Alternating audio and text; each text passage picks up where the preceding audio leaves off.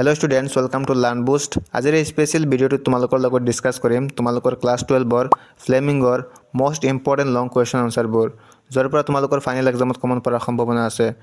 ইয়াৰ আগতে আমি ডিছকাছ কৰিছোঁ তোমালোকৰ ক্লাছ 12ৰ ফ্লেমিংগৰ শ্বৰ্ট কুৱেশ্যন আৰু 2 মাৰ্কছৰ ইম্পৰ্টেণ্ট কুৱেশ্যন আনচাৰবোৰ। তো এতিয়া চোৱা, তোমালোকৰ প্ৰ'জ ছেকশ্যনৰ টোটেল চেপ্টাৰ আছে 5টা আৰু পয়েট্ৰি ছেকশ্যনৰ টোটেল চেপ্টাৰ আছে 4টা। তো তোমালোকৰ লং কুৱেশ্যন বিশেষকৈ প্ৰ'জ ছেকশ্যনৰ পৰা আহে। যিকোনো 3টা চেপ্টাৰৰ পৰা যিকোনো 3টা কুৱেশ্যন থাকিব। ইয়াৰ পৰা তোমালোকে যিকোনো এটা লিখিব লাগে আৰু ইয়াত তোমালোকৰ 5 মাৰ্কছ থাকে। তো আজিৰ এই ভিডিঅ'টোত তোমালোকক লং কুৱেশ্যনৰ আনচাৰ সকলো চেপ্টাৰ্ছৰ পৰা এটা এটা ডিছকাছ কৰিম, যাতে সেই এটা আনচাৰে তোমালোকৰ সকলো কুৱেশ্যন কভাৰ কৰে। তো তোমালোকে ভিডিঅ'টো স্কিপ নকৰাকৈ সম্পূৰ্ণ চাবা, আৰু যিসকলে এতিয়ালৈকে এই চেনেলটো ছাবস্ক্ৰাইব কৰা নাই তোমালোকে ছাবস্ক্ৰাইব কৰি ল'বা। তো আহক ভিডিঅ'টো কণ্টিনিউ কৰোঁ। তো ইয়াতে চোৱা, প্ৰথম কুৱেশ্যনটো হ'ল describe the miserable plight of the people of Firozabad. মানে হ'ল ফিৰোজাবাদৰ মানুহবোৰৰ দুখী আৰু দয়নীয় অৱস্থাটো বৰ্ণনা কৰা। চোৱা, মই যিবোৰ কুৱেশ্যন ডিছকাছ কৰিম এই কুৱেশ্যনবোৰ বহুতো ইম্পৰ্টেণ্ট হয় আৰু এইবোৰ বাৰে বাৰে ৰিপিট হৈ থাকে। চোৱা, এই কুৱেশ্যনটো কিমানবাৰ ৰিপিট হৈছে। HS 12ত আহিছে, 14ত আহিছে, 15ত আহিছে, 17ত আহিছে। নেক্সট কুৱেশ্যনটো চোৱা, describe the bangle makers of Firozabad. How does the vicious circle of the sahukars and the middlemen never allowed them to come out of poverty. ইয়াৰ মানে হ'ল ফিৰোজাবাদৰ কাঁচৰ চুৰি বনোৱা কাৰিকৰসকলৰ অৱস্থাটো বৰ্ণনা কৰা। সহুকাৰ আৰু মধ্যস্থকাৰী দুষ্ট চক্ৰই কেনেকৈ তেওঁলোকক দৰিদ্ৰৰ পৰা ওলাই আহিবলৈ নিদিয়ে সেই বিষয়ে ব্যাখ্যা কৰা। নেক্সট কুৱেশ্যনটো চোৱা, write briefly on the hazards of working in the glass bangles industry. মানে হ'ল কাঁচৰ চুৰি উদ্যোগত কাম কৰাৰ সময়ত দেখা পোৱা বিপদসমূহ ওপৰত সংক্ষিপ্তভাৱে লিখা। তো নেক্সট কুৱেশ্যনটো হ'ল describe the difficulties that the bangle makers of Firozabad face in their lives. মানে হ'ল ফিৰোজাবাদৰ আৰু শিল্পৰ শ্ৰমিকসকলে তেওঁলোকৰ জীৱনত সন্মুখীন হোৱা অসুবিধাখিনি বৰ্ণনা কৰা। নেক্সট কুৱেশ্যনটো হ'ল how is Mukesh different from children who work in bangle industry and also' from that of his family. মানে হ'ল মুকেশে বেংগল ইণ্ডাষ্ট্ৰীত কাম কৰা আন শিশু আৰু নিজৰ পৰিয়ালৰ পৰা কিদৰে পৃথক। লাষ্ট কুৱেশ্যনটো চোৱা, the life of bangle makers of Firozabad was full of obstacle which forced them to lead a life of poverty and deprivation, discuss with reference to Lost Spring. মানে হ'ল ফিৰোজাবাদৰ সাৰুশিল্প আৰু শ্ৰমিকসকলৰ জীৱন যাত্ৰা দুখ কষ্টৰে ভৰা। এই দুখ কষ্টই তেওঁলোকক দৰিদ্ৰতা আৰু বঞ্চনাৰ জীৱন যাপন কৰিবলৈ বাধ্য কৰাইছিল। লছ স্প্ৰিঙৰ আধাৰত আলোচনা কৰা। তো এতিয়া আনচাৰটো চোৱা, every other family in Firozabad is engaged in making bangles, more than 20,000 children also' engage on it. মানে হ'ল ফিৰোজাবাদৰ প্ৰতিটো পৰিয়াল চুৰি বনোৱাত ব্যস্ত, 20,000তকৈ অধিক শিশু ইয়াত জড়িত হৈ আছে। The bangle makers of Firozabad live in poverty and misery. They work in unhygienic ill lit rooms with furnaces which often lose the brightness of their eyes. মানে হ'ল ফিৰোজাবাদৰ চুৰি বনোৱা লোকসকলে দৰিদ্ৰতা আৰু দুখত বাস কৰে। তেওঁলোকে কম পোহৰৰ কোঠাত বাটাৰ ওচৰত কাম কৰে, যাৰ ফলত প্ৰায়ে তেওঁলোকৰ চকুৰ উজ্জ্বলতা হেৰাই যায়। নেক্সট হ'ল children are forced to join the same work, losing their childhood and education. These workers are trapped in a vicious circle of poverty, tradition and exploitation by sahukars, middlemen and corrupt official who take away their earnings. মানে হ'ল শিশুসকলক তেওঁলোকৰ শৈশৱ আৰু শিক্ষা হেৰুৱাই একে কামতে যোগদান কৰিবলৈ বাধ্য কৰা হয়। এই শ্ৰমিকসকল দৰিদ্ৰতা, পৰম্পৰা আৰু মহাজন মধ্যভোগী আৰু দুৰ্নীতিগ্ৰস্ত বিষয়াসকলৰ দ্বাৰা শোষণৰ এক দুষ্ট চক্ৰত আবদ্ধ হৈ আছে, যিসকলে তেওঁলোকৰ উপাৰ্জন কাটি লয়। নেক্সট চোৱা, if the young men try to get organised then they are arrested by the police, beaten and dragged to jail for doing something illegal. যদি যুৱকসকলে সংগঠিত হ'বলৈ চেষ্টা কৰে তেন্তে আৰক্ষীয়ে তেওঁলোকক গ্ৰেপ্তাৰ কৰে, মাৰপিট কৰে আৰু কিবা ইল্লিগেল কাম কৰাৰ বাবে তেওঁলোকক জেললৈ টানি লৈ যায়। নেক্সট হ'ল despite their skill they remain poor and helpless as generation continue same occupation. Next চোৱা, most have accepted their miserable fate as destiny, but Mukesh is different. He dreams of becoming a motor mechanic and breaking free from the suffocating traditions. Does Anees Jung's lost spring highlight the endless hardship and exploitation forced by the bangle makers of Firozabad. বেছিভাগেই নিজৰ দুখজনক ভাগ্যক নিয়তি বুলি মানি লৈছে, কিন্তু মুকেশ বেলেগ। তেওঁ মটৰ মেকানিক হোৱাৰ সপোন দেখে আৰু শ্বাসৰুদ্ধে পৰম্পৰাৰ পৰা মুক্ত হ'বলৈ বিচাৰে। এইদৰে আনিছ জংগৰ লছ স্প্ৰিঙে ফিৰোজাবাদৰ চুৰি বনোৱাসকলক সন্মুখীন হোৱা অন্তহীন দুখ কষ্ট আৰু শোষণক উজ্জ্বল কৰি তোলে। তো এইটো আছিলে লছ স্প্ৰিং চেপ্টাৰটোৰ লং আনচাৰ, আৰু এই আনচাৰটোৱে বহুতো কুৱেশ্যন কভাৰ কৰিব।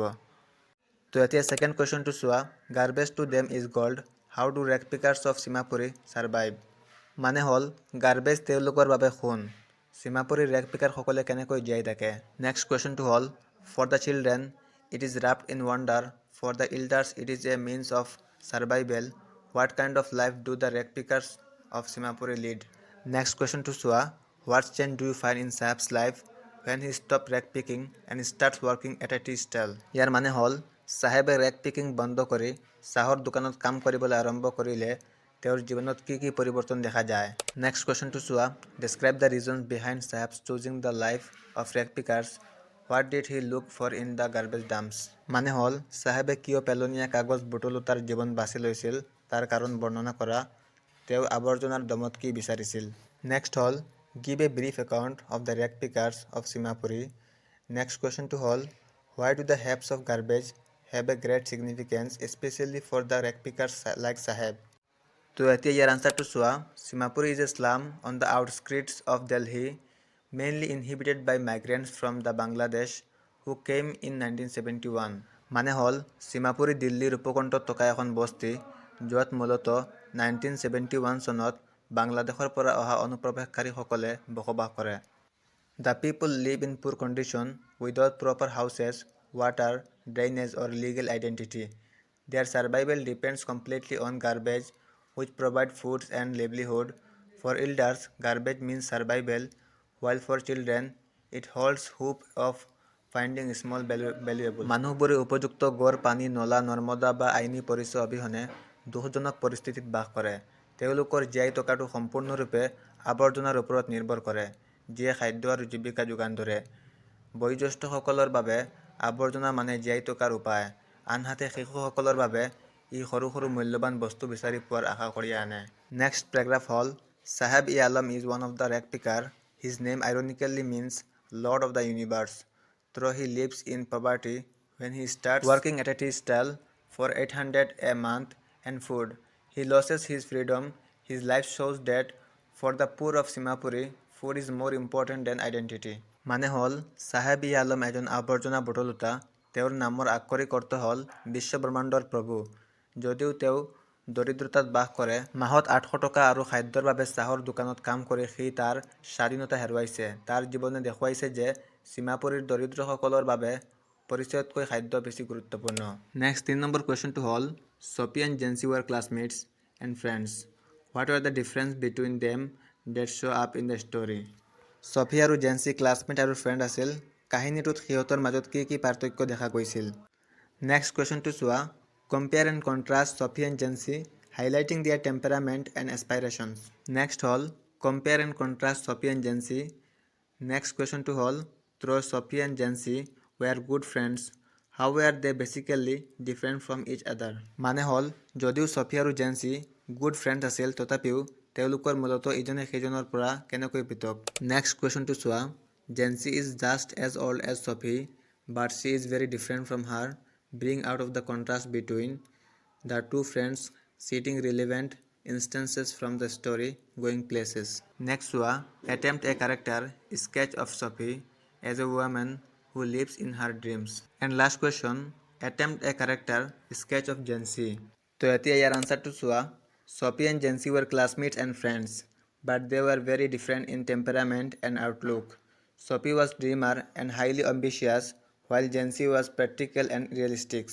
ছফি আৰু জেন্সি ক্লাছমেট আৰু ফ্ৰেণ্ড আছিল, কিন্তু তেওঁলোকৰ স্বভাৱ আৰু দৃষ্টিভংগী যথেষ্ট বেলেগ আছিল। ছফি এজনী সপোন দেখুওৱা আৰু উচ্চাকাংক্ষী আছিল, আনহাতে জেন্সি ব্যৱহাৰিক আৰু বাস্তৱবাদী আছিল।